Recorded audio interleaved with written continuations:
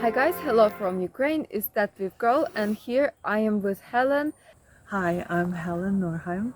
I am Norwegian. I'm half Japanese and half Norwegian, but I live in Norway and I am working as a clinician for children and adolescent mental health in Norway. I also heard that you did some work in Middle East and then also in Ukraine. This is Yes. how we met. Actually, we're in Ukraine now. Just came Yes. back from hiking, so Yeah. It's a wonderful trip.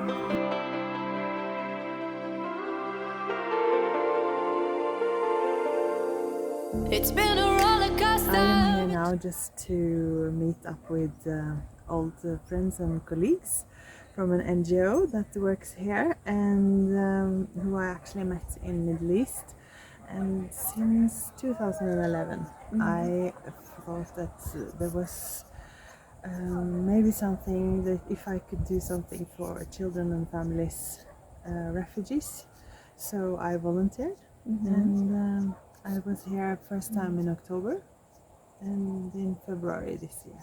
in Ukraine. You wanted to Yes. help, you were touched by the war and you wanted Yeah. to be useful Yes. in Ukraine. Yeah. And by the way, I just told you about the book The Year When I Died. This book is related to NGO that we both are discussing, that we are both kind of involved with. So yes, you can go back and check that video. It will be in the description.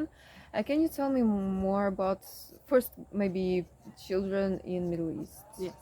Okay. So I was part of a project that wanted to find out how can children that has suffered from a traumatic event and show trauma symptoms, how can they get help in an environment that there's no psychologists or very few. So with a friend and a colleague, we started out to go to Uganda with the child soldiers, and we were taking something we knew that other interventions did that worked, and we put it in together and put it into schools to help teachers. And we did this also in Middle East because there was this report that saying that in Gaza there were children that really suffered from traumatic events, that had nightmares and they could not focus. So we went there and helped the teachers deal with the children and help the children. And then now in Ukraine, because this NGO moved to Ukraine, you also use this connection to come to Ukraine, yes? Yes, yes, I did, and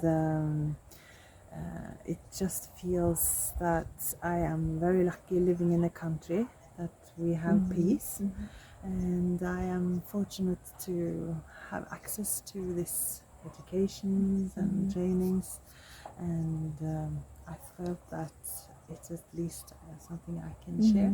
I would like to, yeah. So do you use your vacation time to come here to Yes. train? Yeah, I do.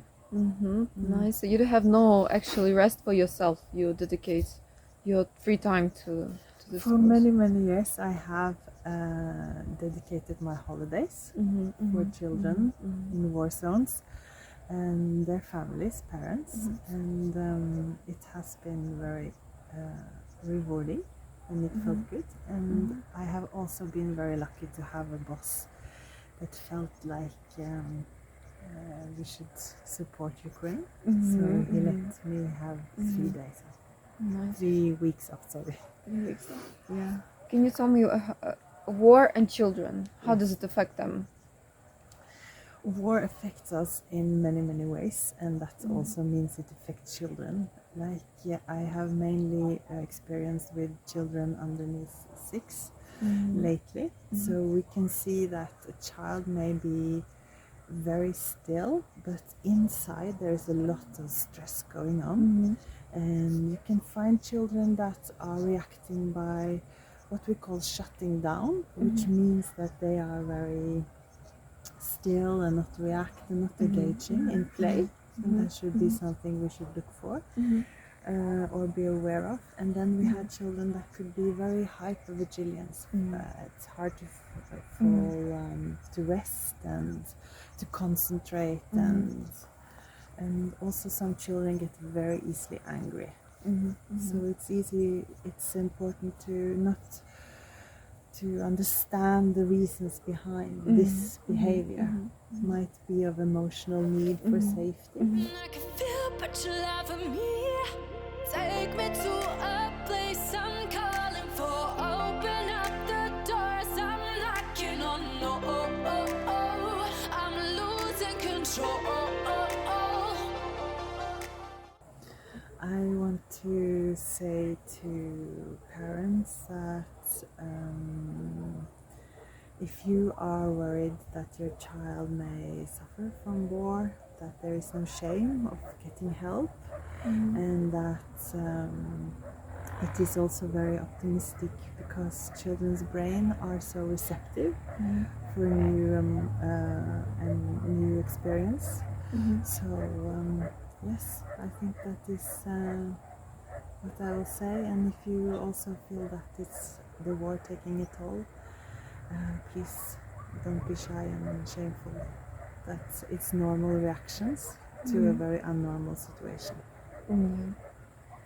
Yes, I can just imagine children soaking in the stress that parents experience, children hearing the sirens, and actually some of them are not being evacuated from the war-torn regions like Bakhmut, as we see.